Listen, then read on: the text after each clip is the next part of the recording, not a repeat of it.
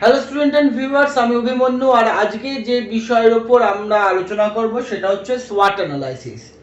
আমরা আগের ভিডিওতে মার্কেটিং মিক্সের কথা পড়েছিলাম, 7 পিস অফ মার্কেটিং মিক্স।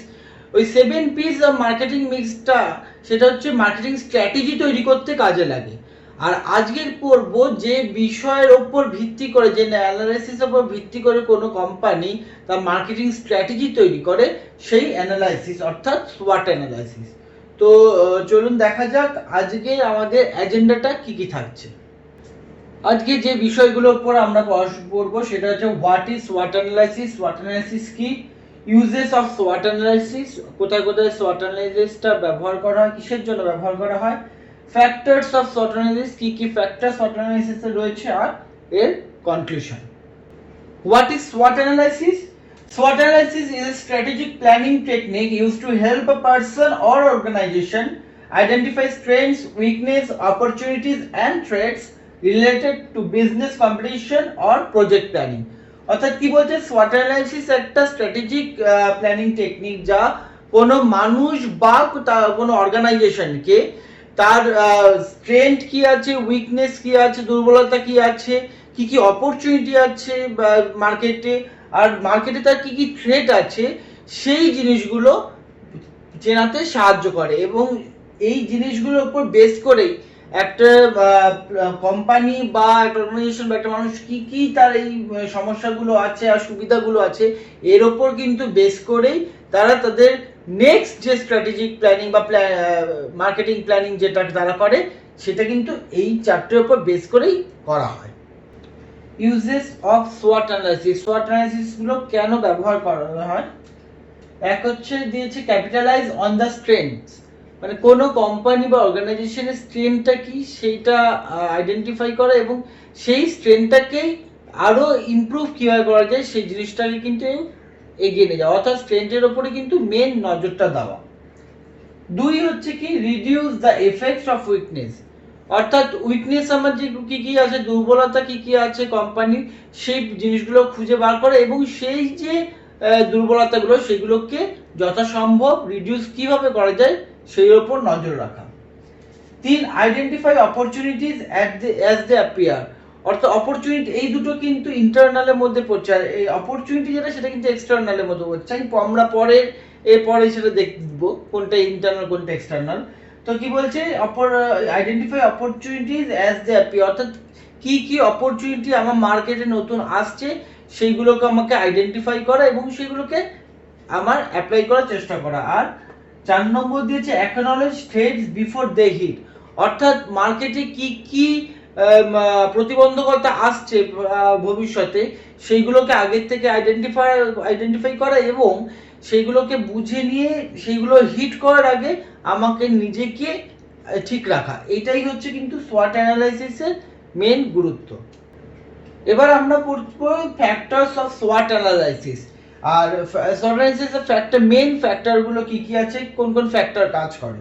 আর এটা হচ্ছে একটা সোয়াট অ্যানালাইসিসের টিপিক্যাল একটা ডায়াগ্রাম। সেখানে দেখতে পাচ্ছি স্ট্রেংথ, উইকনেস, অপরচুনিটি, থ্রেট, এইটা নিয়ে আমরা সোয়াট অ্যানালাইসিসটা। তো এখানে দুটো ফ্যাক্টর আমি দেখতে পাচ্ছি, এক হচ্ছে স্ট্রেংথ আর উইকনেস, এটা হচ্ছে ইন্টারনাল ফ্যাক্টর, অর্থাৎ কোনো কোম্পানির নিজস্ব ইন্টারনাল ব্যাপার, ইন্টারনাল তার স্ট্রেংথ কতটা আছে আর উইকনেস কি আছে সেটা কোম্পানির ইন্টারনাল ব্যাপার, সেই জন্য এটা ইন্টারনাল ফ্যাক্টর। আর অপরচুনিটি আর থ্রেট এটা কিন্তু কোম্পানির ভিতরে থাকে না, এটা মার্কেটে কি আসছে, মার্কেটে কি অপরচুনিটি নতুন আসছে এবার কি থ্রেট নতুন আসছে সেই জিনিসটা আসে বলে এটা বাইরে, যেহেতু কোম্পানি বাইরে সুতরাং এটা এক্সটার্নাল ফ্যাক্টর সফটওয়্যার অ্যানালিসিসের ক্ষেত্রে।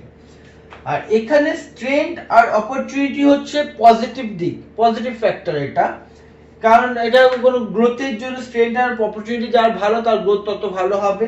আর ঠিক অপোজিটে এখানে যে ফ্যাক্টর দুটো আছে এটা হচ্ছে উইকনেস আর থ্রেট, এটা কিন্তু নেগেটিভ ফ্যাক্টর।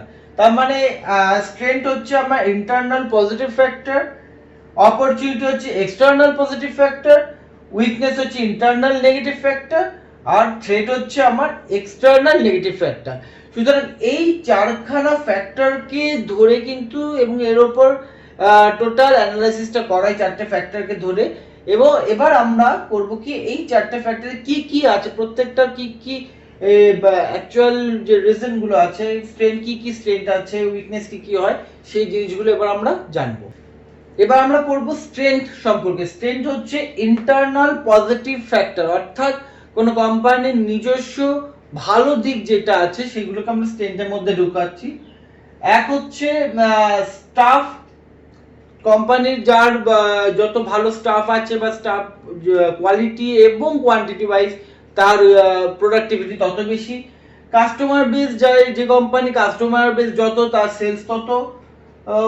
মার্কেট পজিশন একটা কোম্পানি সেই মার্কেটের মধ্যে কতটা হোল্ড করে রেখেছে তার প্রোডাক্ট নিয়ে, সেটা হচ্ছে তার মার্কেট পজিশন। যার যত বেশি অবভিয়াসলি তার গ্রোথ তত বেশি হবে। ফাইন্যান্সিয়াল রিসোর্সেস, কোম্পানির ইন্টারনাল ফাইন্যান্সিয়াল অর্থাৎ ইন্টারনাল টাকা পয়সার যে যোগান, যেটা যার যত ভালো হবে তার স্ট্রেংথ ততই সেটা স্ট্রেংথের মধ্যেই ঢুকছে। সেলস চ্যানেল মানে বিক্রির জন্য যে চ্যানেলগুলো রয়েছে, যার বিভিন্ন যত টাইপ অফ সেলস চ্যানেল এবং যত অ্যামাউন্ট অফ সেলস চ্যানেল থাকে, এটা হচ্ছে তার সাথে কোয়ালিটি এবং কোয়ান্টিটি দুটোই কিন্তু ডিপেন্ড করে সেলস চ্যানেলের উপর। যার যত বেশি তার তত বেশি গ্রোথ। প্রোডাক্টস অ্যান্ড সার্ভিস, এটা অবভিয়াসলি প্রোডাক্টস এন্ড সার্ভিসের কোয়ালিটি এবং কোয়ান্টিটি অবশ্যই তার গ্রোথের দিকটাকে বিচার করবে। প্রফিটেবল প্রোডাক্ট যদি হয় বা প্রফিটেবল সার্ভিস যদি হয়, মানুষ সেই দিকে নজরটা বেশি দেবে, সেটা কেনার প্রতি বেশি তারা চাহিদাটা দেখাবে, তো সেই দিক থেকে তার গ্রোথ তত বাড়বে। আর অবশ্যই গ্রোয়িং মানে তার যে গ্রোথের যে গ্রাফটা যত বেশি উঠছে, যে গ্রোথের যে গ্রাফটা, সেটাকে কন্টিনিউয়াসলি আমাকে কিন্তু তুলে রাখতে হবে। তো এইগুলো হচ্ছে কোনো কোম্পানির ইন্টারনাল পজিটিভ ফ্যাক্টর। তাহলে মানে স্ট্রেন্থের দিকে কোম্পানির এই যে সেগমেন্ট যেগুলো আছে, এই সেগমেন্টগুলোর উপর বিচার করে কিন্তু কোম্পানির স্ট্রেংথ কতটা আছে সেটাকে ধরা হয়। এবার হচ্ছে উইকনেসটা হচ্ছে ইন্টারনাল নেগেটিভ ফ্যাক্টর, অর্থাৎ কোম্পানির নিজস্ব যে দুর্বলতা যেগুলো আছে সেইগুলো হচ্ছে কোম্পানির উইকনেসের মধ্যে পড়ছে। তো তার মধ্যে কি পড়ছে, স্টাফও আছে। যেমন আমরা স্ট্রেন্থের দিকে স্টাফ দেখলাম, সেটা হচ্ছে কোয়ালিটি অফ স্টাফ যত বেশি বা কোয়ান্টিটি অফ স্টাফ যত বেশি, কিন্তু ঠিক উল্টোটা হবে। যদি স্টাফদের মধ্যে যদি কোয়ালিটিটা সেরকম না থাকে বা যদি কম সংখ্যক স্টাফ হয়, তাহলে কিন্তু সেটা কোম্পানির উইকনেস, কারণ তার প্রোডাক্টিভিটি কমে যাবে। প্রফিট মার্জিন টু লো, অর্থাৎ প্রফিট মার্জিনটা ধীরে ধীরে নেমে যাচ্ছে। মানে আগেরটা যেটা আমরা দেখলাম নিচ থেকে যেমন উপরে উঠছিল, এখানে কিন্তু উপর থেকে ধীরে ধীরে নিচে নামছে। তা এইটা হচ্ছে, যদি প্রফিট মার্জিনটা আস্তে আস্তে কমতে থাকে প্রোডাক্টের, তাহলে কিন্তু সেটা কোম্পানি উইকনেসের মধ্যে চলে আসছে, কারণ সেখানে কোম্পানি আস্তে আস্তে লসের দিকে রান করতে যাবে। 3 হচ্ছে ফাইন্যান্সিয়াল রিসোর্সেস, অর্থাৎ ফাইন্যান্সিয়াল রিসোর্স, যে ইন্টারনাল যে রিসোর্স যেগুলো আছে সেইগুলো যদি আস্তে আস্তে ঘাটতি হতে থাকে, সেটা কোম্পানি একটা উইকনেসের দিকে চলে যাবে। কম্পারেটিভ ভার্নাবিলিটি বলতে অন্যান্য কোম্পানি যেই প্রোডাক্টগুলো ধর নিয়ে আসছে, সেই রকম প্রোডাক্টই যদি আমার কোম্পানির মধ্যে তাদের সাথে ম্যাচ না করতে পারে, তার কোয়ালিটি ওয়াইজ যদি তাদের সাথে ম্যাচ না করতে পারে, তাহলে সেটা কিন্তু তার প্রতিযোগিতামূলক দুর্বলতা। এই কথা হচ্ছে প্রতিযোগিতামূলক দুর্বলতা, সেটা কিন্তু কোম্পানির দুর্বলতার দিকে চলে আসছে। তারপর হচ্ছে মার্কেট পজিশন, যদি আমার প্রোডাক্টের কোয়ালিটি যদি কমতে থাকে, তাহলে আমার মার্কেট পজিশনও আস্তে আস্তে কমবে এবং সেটাও কিন্তু উইকনেসের মধ্যে চলে আসছে। তারপরে পজিশন দেখতে পাচ্ছি আমরা lack of new products and services, অর্থাৎ কি বলছে, আমার নতুন প্রোডাক্ট আমার সেভাবে আসছে না। একটা কোম্পানি সবসময় নজর রাখতে হবে, যখন সিচুয়েশনের সাথে সাথে মার্কেটের চাহিদা অনুযায়ী কিন্তু কন্টিনিউয়াসলি নতুন প্রোডাক্ট লঞ্চ করা। সেইখানে যদি কোম্পানি আটকে যায়, যদি সেই নতুন লঞ্চ যদি না করতে পারে, তাহলে বর্তমান পরিস্থিতির সাথে অন্যান্য কোম্পানি যদি সেই প্রোডাক্ট লঞ্চ করে দেয়, কিন্তু সে সেইভাবে এগোতে পারবে না, সে তার যে গ্রোথটা কিন্তু ওখানে আটকে যাবে। আর লাস্ট হচ্ছে সেলস চ্যানেল। অবশ্যই সেলস চ্যানেল কোয়ালিটিটাও যদি আস্তে আস্তে কমতে থাকে বা নাম্বার অফ সেলস চ্যানেল যদি আস্তে আস্তে কমতে থাকে, তাহলে কিন্তু সেটা আমার উইকনেসের মধ্যেই পড়ছে। তাহলে আমরা স্ট্রেংথ দেখলাম আর উইকনেস দেখলাম, এই যে দুটো হচ্ছে, একটা হচ্ছে দুটো ইন্টারনাল এবং তার মধ্যে স্ট্রেংথ হচ্ছে পজিটিভ ফ্যাক্টর আর নেগেটিভ ফ্যাক্টর।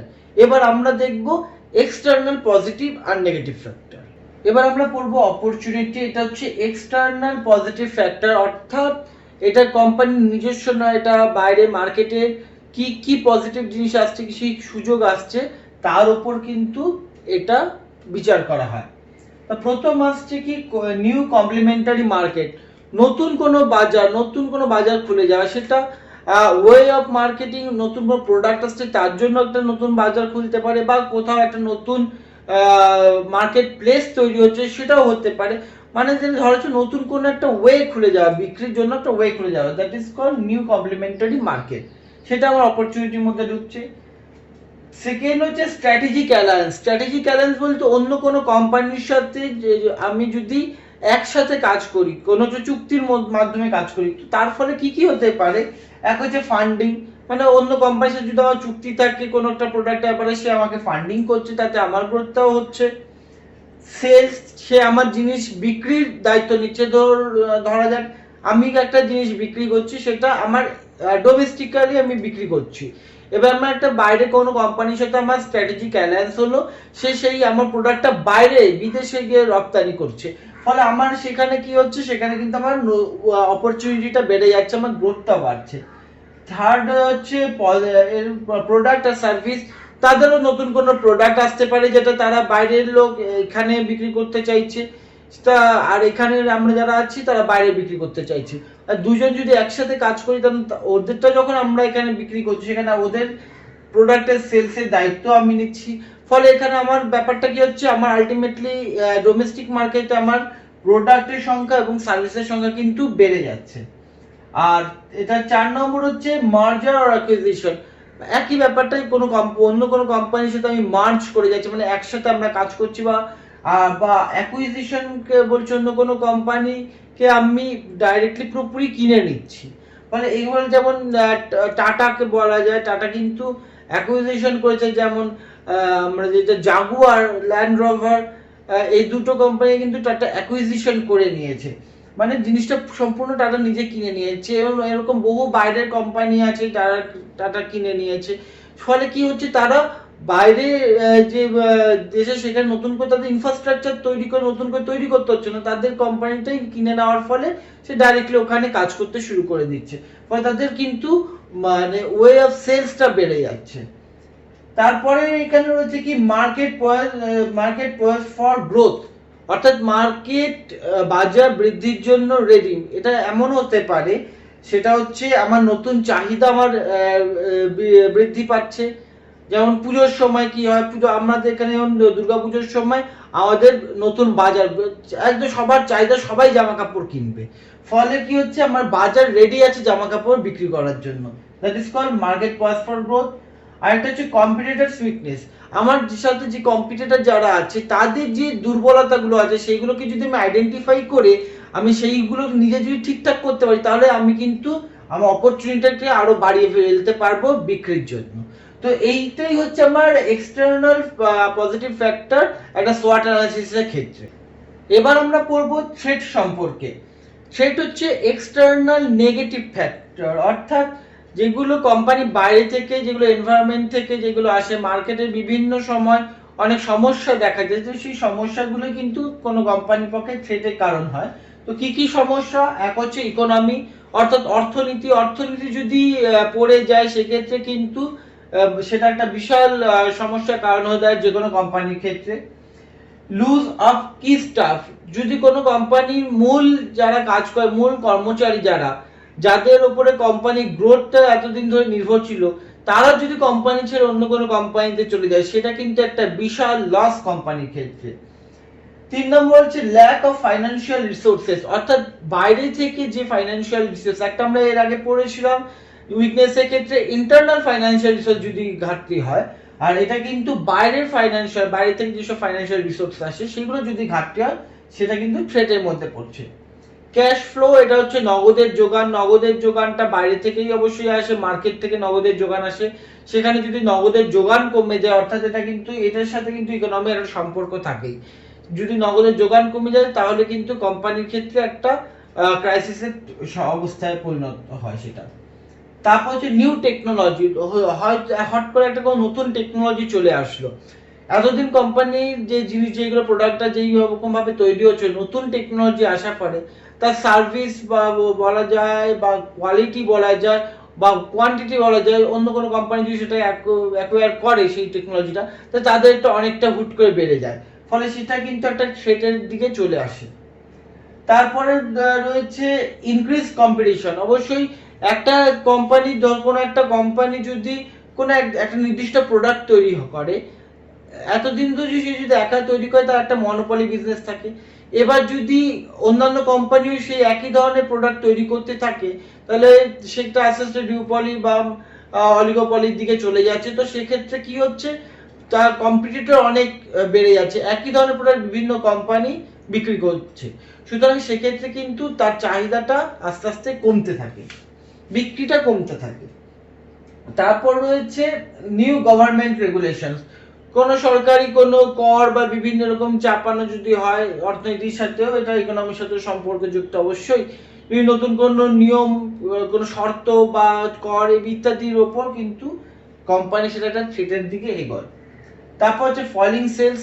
বিক্রি যদি কমে যায়, অর্থাৎ চাহিদাই যদি কমে যায়, তাহলে একটা কোম্পানি যদি একটা কোনো একটা কসমেটিক্স প্রোডাক্ট তৈরি করছে, হট করে সেই কসমেটিক্স প্রোডাক্টটা লোকেরা কিনতে ইচ্ছা করছে না, আর কিনছে না, চাহিদা পড়ে যাচ্ছে, ফলে তার বিজনেসটা কিন্তু নেমে যাচ্ছে। যেমন আগে যেমন হতো, আমরা যেমন হেরিকেন বা লন্ঠন এগুলো, এখন সেগুলো আর কেউ দরকার পড়ে না, এখন লাইট এত চলে এসছে, কারেন্ট যায় না, ফলে তাদের চাহিদা কিন্তু অনেক নেমে গেছে, সেল কমে গেছে, ফলে এইসব কোম্পানি বন্ধ হয়ে গেছে। আর লাস্ট হচ্ছে ডিক্রিজ প্রফিটস। যদি কোনো প্রোডাক্টের প্রফিট লেভেল যদি কমতে থাকে, সেটাও কিন্তু একটা থ্রেটের বড় কারণ। তো এই যে থ্রেটগুলো, এগুলো সব বেশি এক্সটার্নাল ব্যাপার, এবং সেইটা কি হচ্ছে, এই থ্রেটগুলো কিন্তু নজরে রাখতে হয় সোয়াট অ্যানালাইসিসের ক্ষেত্রে, যাতে পরবর্তীকালে আমি যে স্ট্র্যাটেজিক যে প্ল্যানিং গুলো করব, সেইগুলোর ক্ষেত্রে কিন্তু এগুলো অবশ্যই সাহায্য করবে। তো এটা কনক্লুশন কি দাঁড়াচ্ছে SWOT অ্যানালাইসিসে?